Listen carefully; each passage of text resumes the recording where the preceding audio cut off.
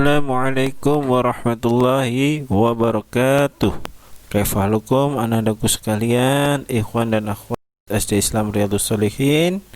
Mudah-mudahan hari ini kalian dalam keadaan sehat, dan semoga di pagi hari ini kalian masih bisa memanfaatkan waktu yang diberikan oleh Allah Subhanahu wa taala untuk semangat dalam belajar. Baik anandaku sekalian, hari ini kita memasuki pembelajaran tematik kelas 6, memasuki tema yang keempat, yaitu globalisasi. Kita masuk pembelajaran yang kelima.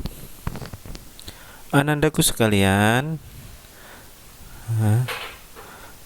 hari ini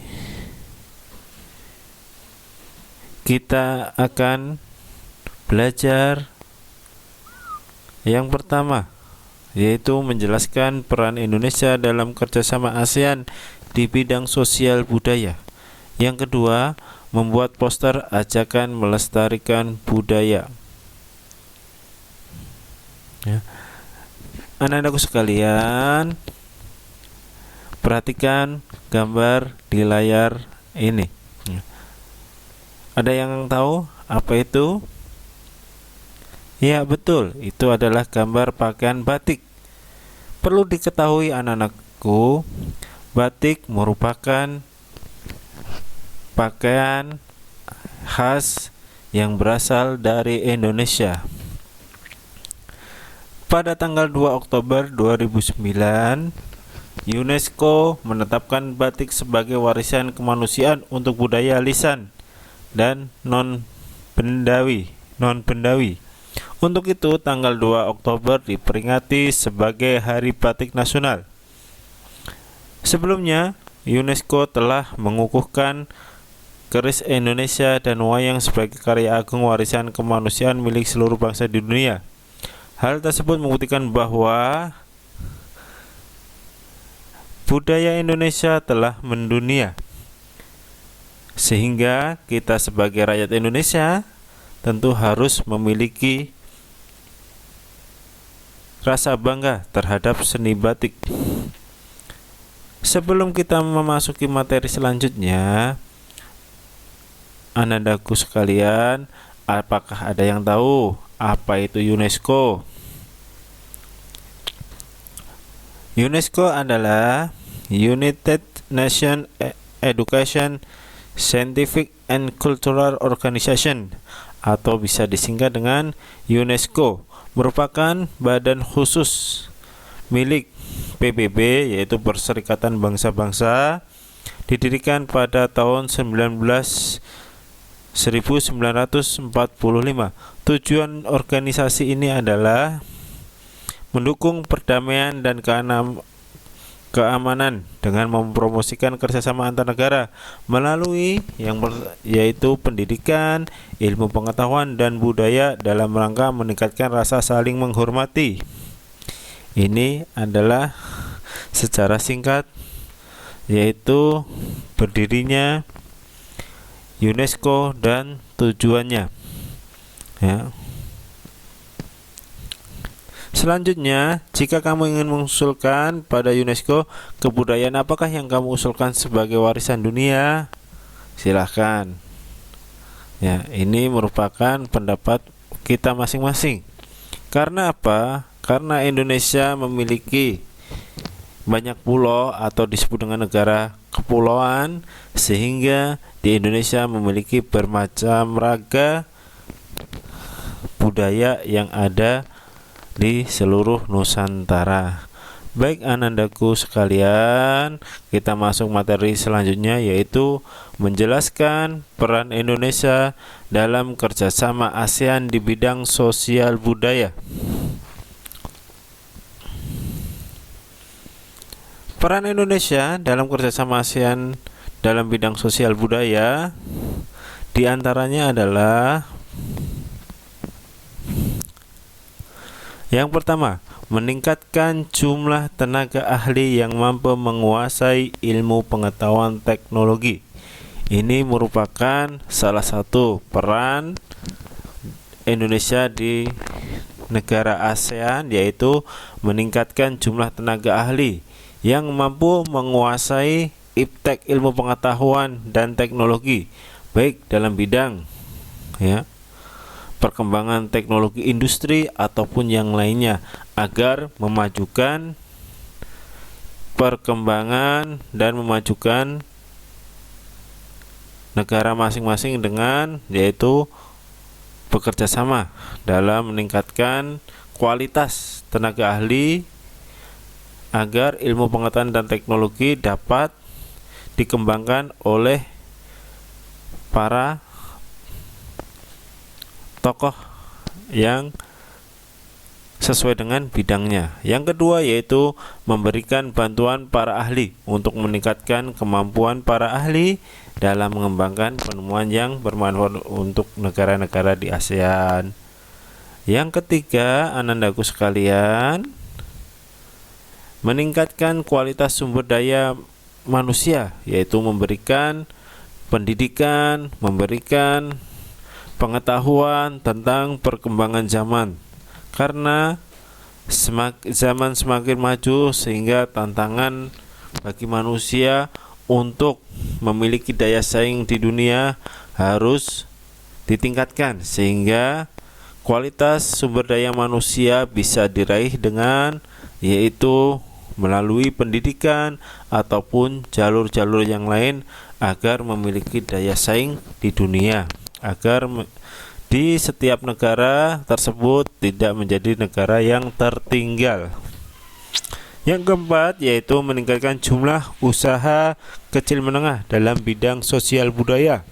Contohnya, kalau di Indonesia banyak ragam budaya yang merambah ke usaha kecil menengah. Contohnya, Indonesia tadi memiliki kebudayaan, contohnya pakaian khas Indonesia yaitu batik yang kita jumpai di beberapa wilayah di Indonesia.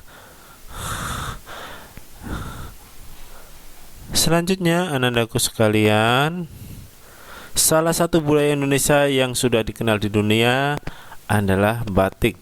Tadi sudah dijelaskan di depan bahwa UNESCO sebagai organisasi badan PBB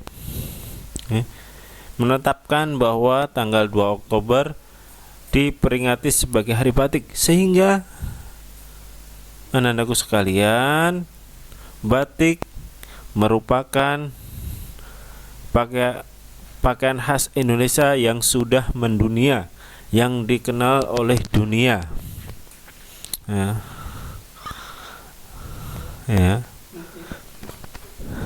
Selain itu,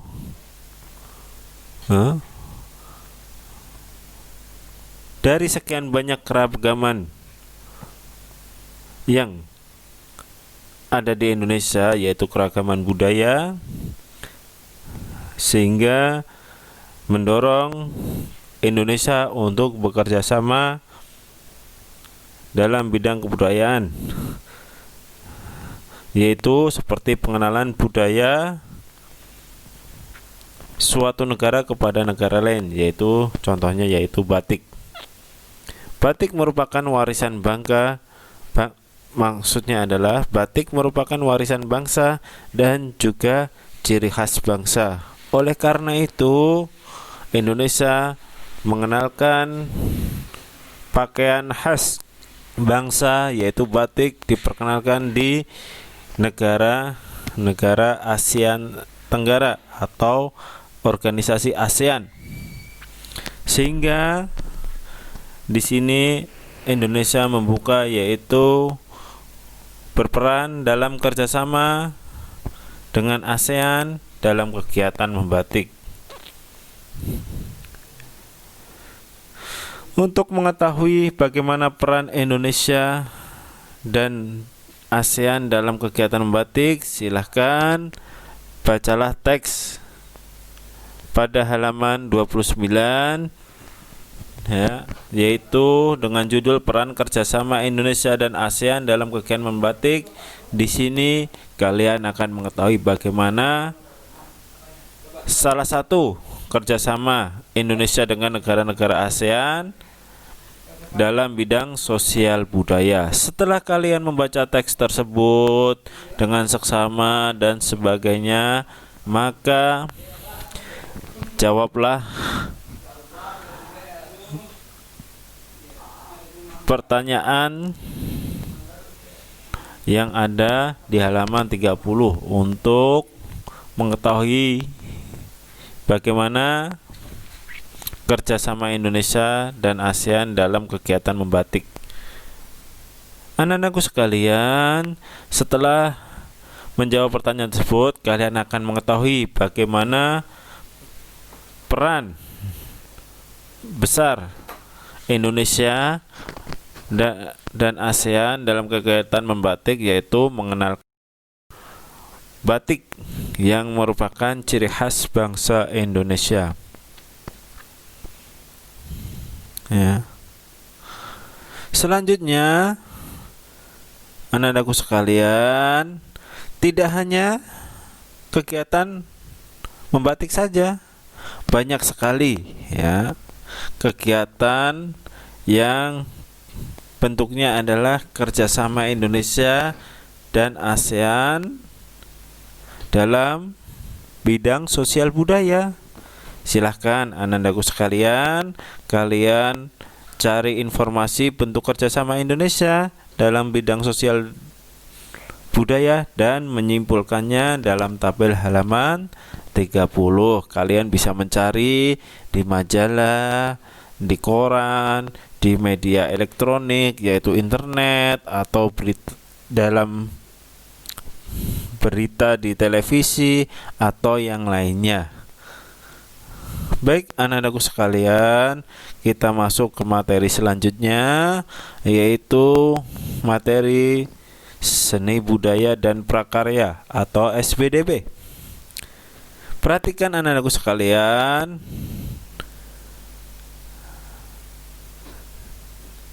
ini adalah gambar apa? Ya betul, ini adalah gambar poster. Di sini ya, yaitu kita masuk kegiatan Ayo Berkarya, yaitu membuat poster ajakan melestarikan budaya. Perhatikan anak-anakku sekalian, salah satu cara untuk memperkenalkan ya, yaitu budaya Indonesia ataupun yang lainnya, yaitu secara umum adalah dengan menyebarkan informasi menggunakan poster. Poster merupakan salah satu jenis reklame. Poster adalah karya seni dua dimensi yang memuat teks dan gambar untuk menyampaikan ajakan atau himbauan tertentu kepada masyarakat. Perhatikan contoh poster berikut, yaitu di gambar di samping ya. Ini merupakan contoh poster, yaitu mengajak kita untuk mencintai budaya, yaitu batik. Yaitu di sini ada gambar batik begitu banyak dan memiliki ajakan, yaitu aku cinta batik. Kamu? Ini merupakan ajakan kepada kita, apakah kita mencintai budaya Indonesia, yaitu salah satunya adalah batik. Baik anak-anakku sekalian, apabila kalian ingin membuat poster ajakan melestarikan budaya Indonesia, ada hal-hal yang harus diperhatikan dalam membuat poster anak-anakku sekalian, yaitu antara lain sebagai berikut. Yang pertama adalah buatlah poster seunik mungkin agar menarik. Yaitu apa? Poster yaitu dengan warna yang bagus, yang menarik, gambar yang menarik, dan tulisan yang unik ya. Yang kedua yaitu tentukan makna dari poster tersebut, memiliki makna dan tujuan pembuatan ya, pembuatan poster dengan jelas agar bisa dipahami maknanya, bisa dimengerti, bisa dipahami dan sebagainya. Yang ketiga yaitu buatlah gambar dan tulisan semenarik mungkin. Jangan sampai poster tersebut memiliki rasa bosan bagi pembacanya atau yang melihatnya, tetapi buatlah gambar dan tulisan semenarik mungkin. Kalian lihat poster di beberapa tempat, pasti apa?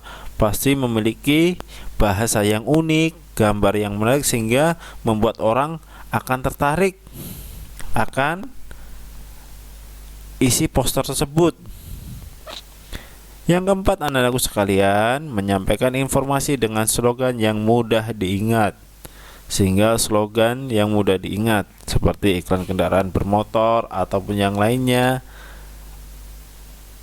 bahasanya adalah singkat, jelas, dan mudah diingat oleh semua orang.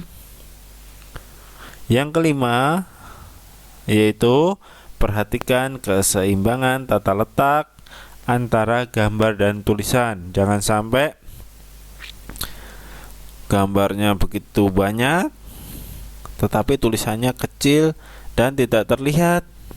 Tetapi harus ada keseimbangan antara gambar dan tulisan, yaitu keseimbangan tata letaknya. Selanjutnya, anak-anakku sekalian, hal yang harus diperhatikan dalam membuat gambar. Tadi hal-hal yang perlu diingat dalam membuat poster. Untuk kali ini yaitu hal-hal yang harus diperhatikan dalam membuat gambar ilustrasi atau gambar yang terdapat dalam poster, antara lain sebagai berikut. Yang pertama, persiapkan alat dan bahan untuk membuat poster. Teknik yang digunakan di dalam poster, misalnya teknik basah atau kering. Maksudnya teknik basah yaitu teknik menggunakan cat air atau yang lainnya, atau teknik kering yang warna dalam poster tersebut tidak luntur dan sebagainya. Yang kedua, tentukan tema dari gambar tersebut sesuai dengan judul dan tujuan poster tersebut agar memudahkan kita dalam menentukan objek apa yang akan digambar atau pemilihan warna dan huruf yang digunakan, agar warna dan huruf yang digunakan serasi dan memiliki daya tarik kepada orang yang melihat poster tersebut. Yang ketiga yaitu buatlah beberapa sketsa, yaitu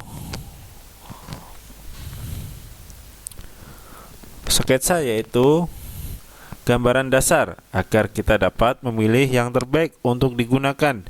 Lalu sempurnakan gambar dengan menebalkan garis yang digunakan sehingga tidak ada kesalahan dalam membuat gambar, ya. Jadi tidak langsung membuat gambar tapi membuat sketsa terlebih dahulu. Yang selanjutnya yaitu anak-anakku, setelah kalian mempelajari materi hari ini, silahkan anak-anakku sekalian berlatih, yaitu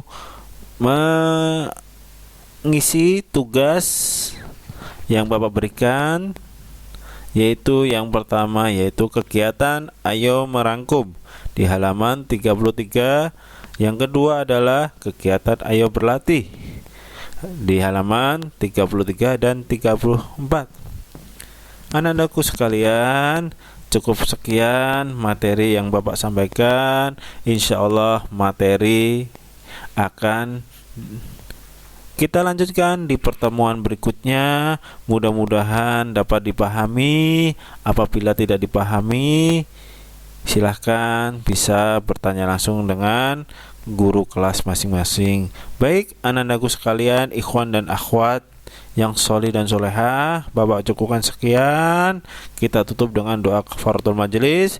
Subhanakallahumma wa bihamdika asyhadu an la ilaha illa anta astaghfiruka wa atubu ilaik. Wassalamualaikum warahmatullahi wabarakatuh.